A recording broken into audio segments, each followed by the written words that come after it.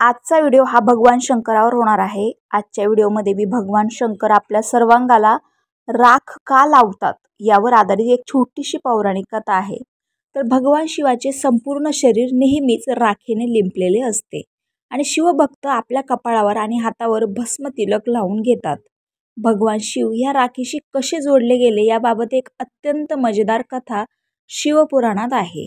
एकदा तेथे एक ऋषी राहत होते ज्यांचा वंश भृगु ऋषींशी मिळता जुळता होता। त्यांची अतिशय उग्र तप केले होते आणि शक्तिशाली बनले होते।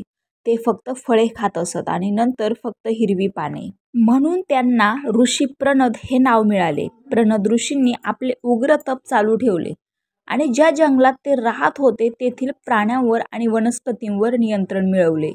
एकदा त्यांची झोपडी दुरुस्त करण्यासाठी गवत कापत असताना ऋषींचे मधले बोट कापले गेले।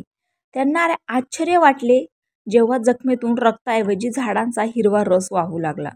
आता प्रणद ऋषींना वाटले ते इतके पवित्र आहेत की त्यांच्या शरीरात रक्ताऐवजी वनस्पतींचा रसच वाहू लागला आहे। त्यांच्या मनात गर्वाचा शिरकाव झाला आणि ते उन्मादाने जोरजोरात ओरडू लागले की ते जगातले सर्वात पवित्र मानव झाले आहेत। हा प्रसंग पाहिल्यावर भगवान शिवाने एका वृद्ध माणसाचा वेश घेतला आणि ते तेथे पोहोचले।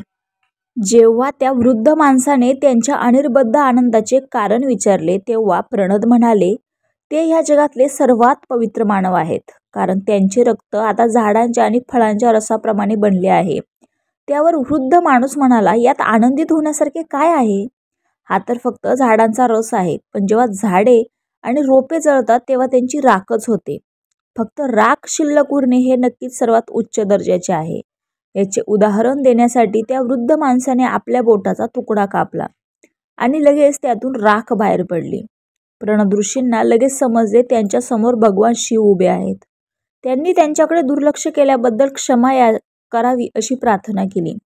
असे म्हणले जाते की तेव्हापासूनच आपल्या भक्तांना अंतिम सत्याची आणि शरीर सौंदर्यावर मोहित होण्याच्या मूर्खपणाची जाणीव करून देण्यासाठी भगवान शिवानी स्वतःला राख लिंपून घेतलेली आहे। तर हीच होती कथा। रामकृष्ण हरी।